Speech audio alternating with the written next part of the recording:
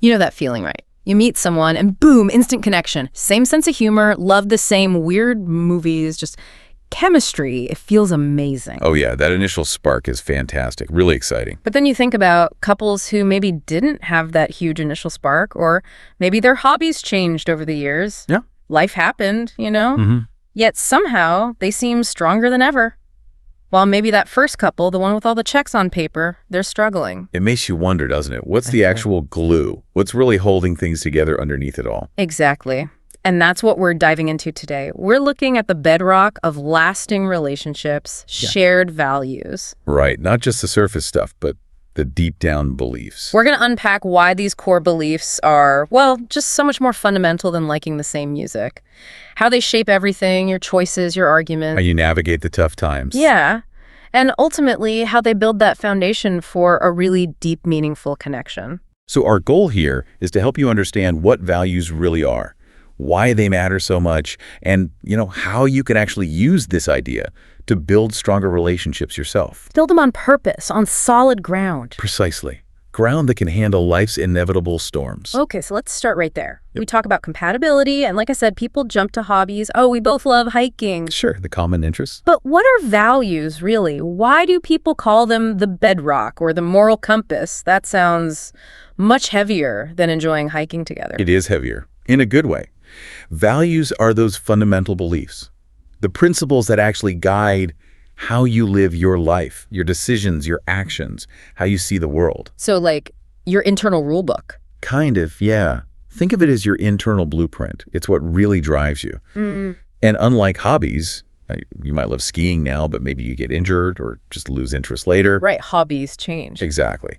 But core values, they tend to stick around. They're about what you believe is fundamentally important, not just what you find fun at the moment. So it's less, I value honesty as a concept, and more about how does that actually show up? Like, are you honest when it's difficult? Precisely.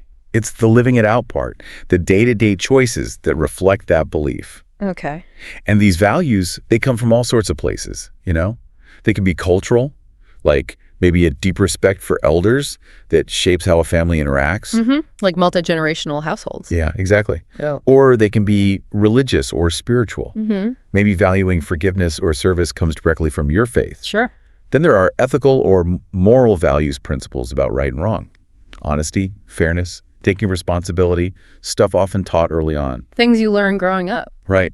And values focused specifically on relationships themselves, like prioritizing loyalty or trust, or maybe really open communication is key for you. How you treat each other. Mm-hmm. And even socioeconomic background plays a role. A family might really emphasize hard work and saving money because of past experiences. Or the opposite, maybe focusing on giving back if they've been fortunate. Exactly. Your life circumstances really shape what becomes important. Okay, that makes sense. So let's take that cooking example. A couple loves cooking together. That's the hobby. Right. But why do they love it? If one person sees it as, this is our sacred family time, connecting over a meal. Nurturing the connection. Yeah. And the other sees it more as, this is my creative zone, my chance to experiment and impress. Personal expression. The underlying values are actually pretty different, even though they're doing the same activity. Absolutely. And that difference, if you don't talk about it or understand it, could easily become a point of friction later on. It's the why behind the what. That's a great way to put it. The why is the value. Okay, so understanding the what values are is crucial. But now, the really interesting part. How do these invisible guides actually, make a relationship stronger? What are the concrete benefits when values line up? This is where it gets really powerful. When you share core values, it's like you're speaking the same unspoken language about life. It creates this common framework, a roadmap almost. And the benefits are huge. Okay, like what? Give us the big ones. Well, one of the biggest, and maybe slightly surprising, is simplified decision-making. Think about it. When you both deeply value, say, family time, the decision about whether to stay late at work versus being home for dinner becomes clearer. Less of a battle each time. Right. The shared value provides the answer, or at least points strongly in one direction. It cuts down on conflict and mental energy spent arguing about priorities. Some research even shows couples with aligned values make big decisions, like financial ones, much faster and with less stress. Wow. Okay. That alone sounds worth it. Less arguing about money or where to go on vacation. Definitely. And it flows right into the next benefit. Constructive conflict resolution. Look, disagreements happen. That's normal. Oh, yeah. But when you understand the value driving your partner's perspective, maybe they value security, which is why they're hesitant about a risky career move. You can approach the conflict with empathy. Instead of just thinking they're being difficult or stubborn. Exactly. You move from attacking the person to understanding the principle. Okay, I get why security is so important to you. Let's figure out how we can pursue this opportunity while addressing your need for security. It changes the whole dynamic. So you're solving the real problem, not just the surface argument. You got it. You're digging deeper, addressing the underlying values clash. How do people actually do that in the heat of the moment, though? It sounds good in theory. It takes practice, but it often involves really listening, active listening, and trying to genuinely see it from their side, knowing their values. If your partner values, say, independence, maybe their need for space when stressed isn't a rejection of you, it's them living their value. Understanding that diffuses things. Okay, so it requires that empathy piece. Absolutely. And that leads to stronger bonds and a shared identity. When you rally around shared values, it creates this sense of us. This is what we stand for. It's incredibly unifying. A team feeling. Definitely. And for parents, wow, shared values are critical for guiding parenting. If you both value fairness, explaining to your kids why one sibling needs extra help with homework makes sense to everyone. It builds understanding, not jealousy. And it gives the kids a clear moral compass, too, right? Consistency. A huge advantage. They get a consistent message about what matters. Think of it like an unspoken family constitution. It guides everything. A family constitution. I like that. Is that usually explicit, like written down, or more felt? Mostly felt. Built over time through conversations and actions. But, some couples do find it helpful to actually sit down and list their top values and talk about them. Yeah. Making the implicit explicit can be really powerful. I can see that. And this alignment, this constitution, it massively boosts resilience and adaptability. Life throws curveballs, job loss, health scares. Right. When you're grounded in shared values, you face those things as a team. You know what matters most. So you can adapt and support each other without the stress tearing you apart. You have a shared North Star to navigate by. So it's not just about making the good times better, but about surviving the hard times together. Critically important. And finally, all of this fosters deeper intimacy and purpose. Talking about what you truly value, your hopes based on those values. That requires vulnerability. Get them real. Totally. And working together towards goals that reflect those shared values. Maybe saving for a house because you value stability, or volunteering because you value community, creates this incredible shared sense of meaning and accomplishment. It's not just sharing a life, but sharing a purpose. Beautifully put. It transforms the relationship into something much richer, more meaningful, and way more durable than just, enjoying the same TV shows. Okay, I'm sold. Shared values are clearly crucial, but how do you figure out your own? It sounds simple, but maybe it isn't. And then how do you talk about this stuff with your partner without it feeling like a job interview or an interrogation? Right. It can feel daunting, but it doesn't have to be. The first step, absolutely, is looking inward. Introspection. Figuring yourself out first. Yeah. Ask yourself, what's genuinely important to me? Not what I think should be important, but what truly resonates. What principles do I try to live by, even subconsciously? What are my non-negotiables? Exactly. What lines won't you cross? What makes you feel proud? Or conversely, what makes you feel really uncomfortable or out of sync? Like, if saving money consistently makes you feel secure and good, maybe financial security is a core value. It's about uncovering your authentic blueprint. Okay, so do some self-reflection. Then what? How do you bring it up? Especially if you're just starting to date someone. Then comes the conversation part. And it needs to be open and honest, but it doesn't have to be this big formal, let's discuss our values summit. Please no. Right. It's more about weaving it into your conversations naturally. Share stories.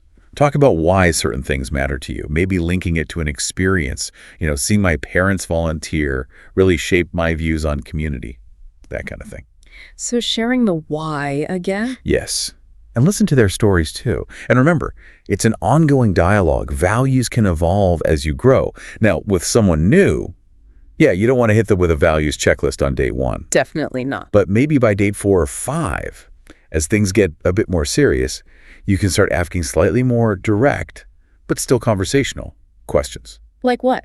You could ask about their relationship with their family, their career ambitions. What does financial freedom look like to them? What role, if any, does faith or spirituality play in their life? Things that naturally come up as you get to know someone. Exactly. But crucially, pay attention to how they respond and how they act in general. How do they handle stress, disagreements? Do they blame others? Do they own their mistakes? Are they kind to service staff? Actions speaking louder than words. Always. Someone mentioned looking for similar attitudes towards money, wanting kids or not, aligning political or social views, and wanting to keep learning. It's about observing the whole picture. Right, because anyone can say they value something. The real question is, do they actually live it? Especially when it's inconvenient. That's the acid test. That nails it. Consistency between words and actions is everything. That's where you see if the values are real or just talk. Okay, but what if you do this? You have the conversations, you observe, and you find real differences, maybe significant ones. Is it automatically a deal breaker? Relationship doomed? No, absolutely not doomed. That's a huge misconception. It's perfectly normal, even healthy, to have some differing values. Think about it. If you were identical, where's the growth? Good point. Things could get boring. Right. Differences can bring new perspectives, challenge you, help you both grow. The key isn't having differences, it's how you navigate them. Okay, so how do you do that? First, find the common ground. Even with differences, there will almost certainly be values you do share. Maybe you both value loyalty or family or personal growth, even if you approach other things differently. Yeah. Focus on that shared foundation. Build on what you agree on. Exactly. Second, learn to compromise effectively. And this isn't about one person always giving in or abandoning their core principles. It's about finding creative solutions, a middle ground that respects both perspectives and serves the bigger goal, the health of the relationship. It requires flexibility. And mutual respect, I imagine. Hugely important. Yeah. Which leads to the next point. Respect each other's perspectives. Really try to understand why your partner holds that value, even if you don't share it. Acknowledge their feelings as valid. That validation builds so much trust. Even if you disagree. I see why that's important to you, even though I feel differently. Precisely that. Now, this can feel like hard work sometimes. It's not always easy or effortless. Yeah, it sounds like effort is involved. It is. But there's this really interesting idea called spiritual partnership. And it's not necessarily religious. It's about seeing your relationship as a partnership between equals, specifically for the purpose of mutual growth. Okay, tell me more. It means you commit to creating a safe space where you can both be vulnerable, explore your own issues, and learn from each other. Instead of blaming your partner for irritating you, you look inward. Like Carl Jung said, everything that irritates us about others can lead us to an understanding of ourselves. Wow. So when your partner pushes your buttons, it's actually an opportunity to learn about yourself. Exactly. It reframes the whole thing. The relationship becomes a catalyst for self-discovery and shared growth. You're not trying to fix the other person. You're focused on your own growth and supporting theirs. That's a really different way of looking at partnership, much deeper than just sharing bills and vacations. Much deeper. And that mindset, that commitment can apply anywhere. Romance, family, friendships. The goal is real intimacy and honesty, even when it's tough. Because the toughness signals growth. Right. And alongside that mindset, you need to live your shared values daily. Don't just talk about them. Weave them into your routines, your decisions. If health is a value, maybe you cook healthy meals together or go for walks. Make them active. Walk the talk. And finally, review and adapt. People change, life changes.